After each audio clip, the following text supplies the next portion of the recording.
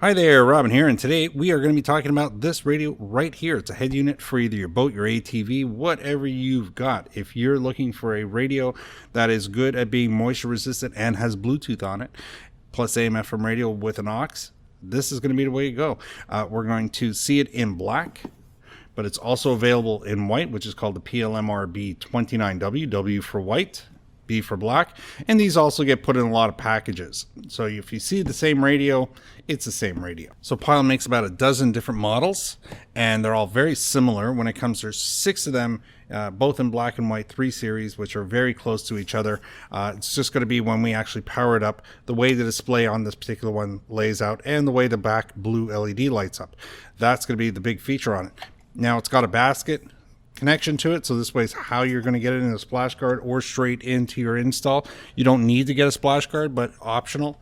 You can get a unit like this, which allows you to slide the radio in. You'll put the basket in here, which is right behind this door, and it'll protect it. So, because remember, it's not splash proof. It's marine grade to the sense that it's waterproof. So if it's not going into a dash somewhere enclosed, you might want to get yourself one of these. They come in black trim or white trim. This happens to be a white trim. And this is definitely the way to protect it in case you think it's going to get splashed by water and mud or whatever not. But again, this is an option. It is called the PLMRB29B. We have one right here in the box. This is what we're talking about right here. So option, good option if it's going to be exposed to the weather or to splashing from water. Now back to the radio. So when you buy it, yes, you get the radio, you get the mounting basket.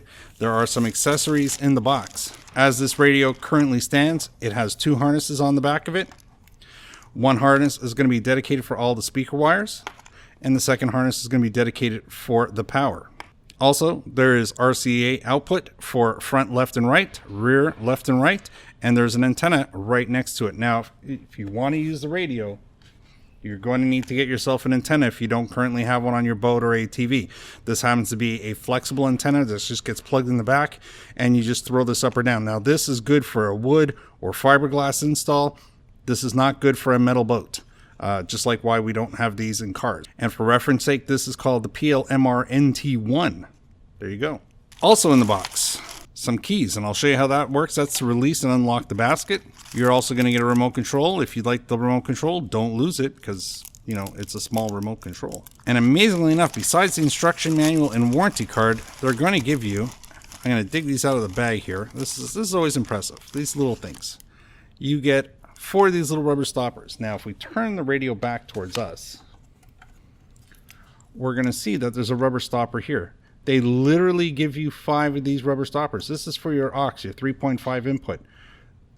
To make sure that that door stays properly closed and no water gets in there, they give you 5 of those. But yet right over here we have an SD slot, which is wide open. So I really appreciate this. The SD slot, not so much. People do use it though, because that's your MP3 player along with your USB port. Your USB port on this unit, by the way, is 500 millivolts, so that would be a very slow charge. It's usually used as an MP3 player. Also coming out of the box is the manual, and of course warranty cards like we mentioned before. So we'll put all that aside. The book, before we get to the actual unit, is really nice. It's laid out well. They do give you all the instructions for the actual speaker wire and the harnessings all here. They of course give you cautionary tales. If when you're hooking it up, start off with the ground. We do not want to have a common ground effect happen through the speakers or anything else because we hooked up the positive before the ground. So as I say here, it is only a 12 volt system and you want to hook up that ground first. Outside of that, they just go through how the key assembly works, how the install works, the overall DIMMs on it. They run through all the features, and they do a good job at it. I mean, that's pretty much what we're going to look at when we're looking at the radio, because there are a lot of buried features, and we'll run through those as well.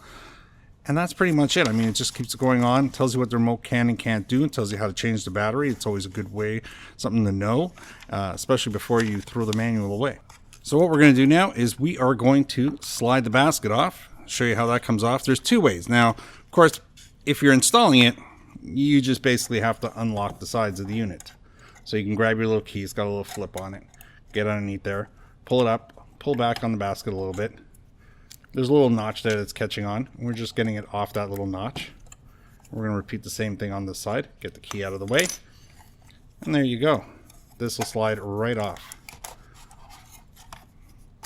Now, for people who have done this several times, it's nice to know that they do put the instructions of the wiring harness on the actual unit itself, which is always a great little shortcut instead of having to go reference to the book all the time. The other amazing thing is it's very generic.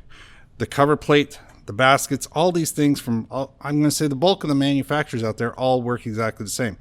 I want to take the cover plate off. I just have to lift this up a little bit. If you're having a hard time, you can slide the key in there. I just want to get this up a little bit. And I'm going to repeat the same thing on this side here. There's no notches on the side. The notches are on top and about a 1/4 point on each end. This unlocks the actual frame if I want to take it off. The cover plate frame is now off. No worries there.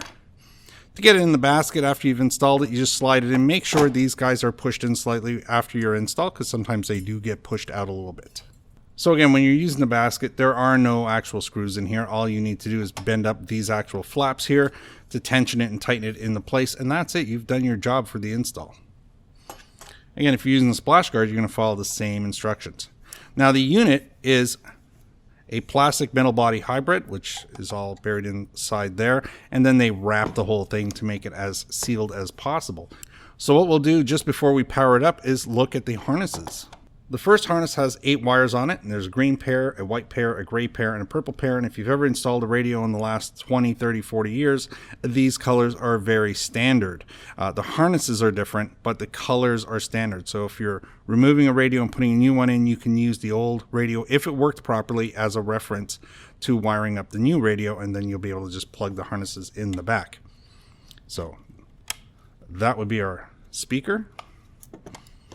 Same thing follows true when it comes to the power. Again, if you're doing a re and the old one did work properly. So here's the actual power harness. Now, this one only represents 4 wires, and the first one is the red wire, which is the accessory wire. The accessory wire is used to actually turn the unit on and off by using an accessory outlet. This is something that goes on and off when you take the key in and out of the boat or ATV or quad or whatever you're putting it in. If you put this on something that actually doesn't work when the key's removed, this will power down the unit just like it does in your car. The second wire is a blue wire. This blue wire is a remote wire. This is if you're going to run an amplifier. It was originally made for power antennas, but now it's a trigger, basically like an on-off switch. It turns your amplifiers on and off. The next 2 are larger wires. The ground wire, which is the first wire you are going to connect to the battery. This wire either goes to your fuse box if it's grounded that way, or it's going to get dedicated grounding straight to the battery or to the frame of the vehicle. Last one is the yellow wire. This is also the main positive power wire. This is the wire that's going to get constant power, and usually it's either in the fuse panel or it's going to be directly on the battery itself. Make sure if you're going to connect it to the battery that you do use a fuse on top of this closer to the battery, more for your safety than anything else. Outside of that, if you don't have a key for the boat or for the unit, and you don't care about the memory of the actual unit going off and resetting itself every time you take the key in and out, or you turn off the main power, you can put these 2 wires together. But remember, whenever the power is off completely, the actual radio is going to lose all radio presets, the clock is going to go back to factory, and the bass and treble settings will go back to where they were. If you have the ability to have this on constant power, all those memory functions will remain. I mean, that's no more than having a clock run inside your vehicle. So not really a power draw on the unit when you actually leave it hooked up properly. And that gets plugged in to the back here. Now, the unit does have a fuse, which is built in right off to the side. It's a 10 amp fuse. It's the red fuse, just plugs into standard automotive fuse. So it's easily replaced if need be. And there you go.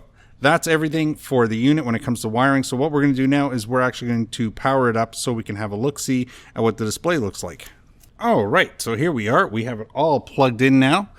We've got a power supply that's low ripple. It's a regulated power supply. It's called a PS9KX. If you're looking for a 13.8 volt, which is what this really likes to have, and 5 amps, that's the way to go. When we're ready to turn this on, all we need to do is press the power button up on top. That's the button right up in the top left-hand corner. And then on the bottom of that, you've got your bands. You can go from your AM, your 3 FM options, back to AM, of course. And then if you actually tap on the power button, it'll switch between the aux, which is a 3.5 connection. Press it again.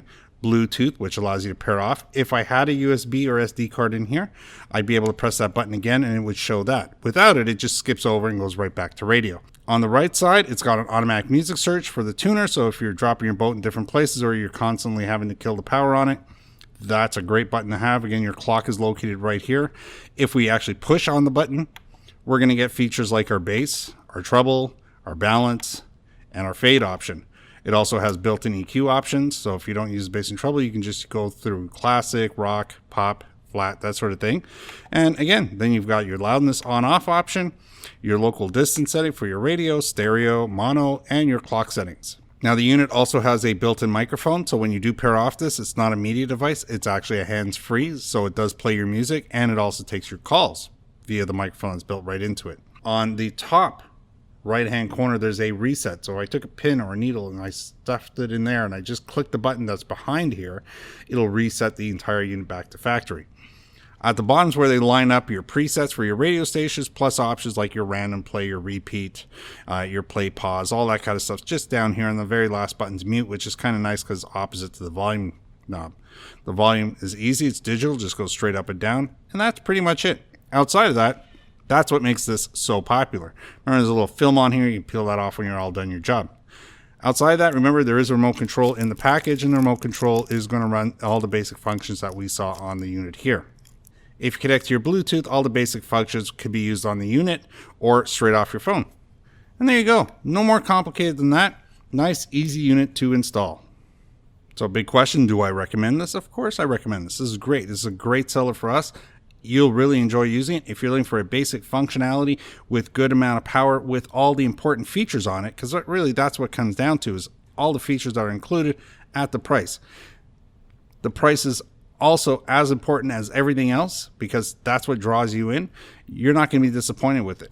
It has all the features and functionality of what you're looking for in a radio. If you need more power than this, then you're going to get yourself an amplifier, but that's okay because you'll be able to plug that in through the RCA cables. So that's going to wrap up this video because we've pretty much covered everything. I hope this video helped you in your buying decision. Remember, you can get it in black and you can get it in white. There are no feature differences between the color. Also, it's available in packages as well with some speakers and some wire, stuff like that. So you do have those options as well. So I'd like to say thanks for watching, and maybe we'll see you in the next video. Bye for now.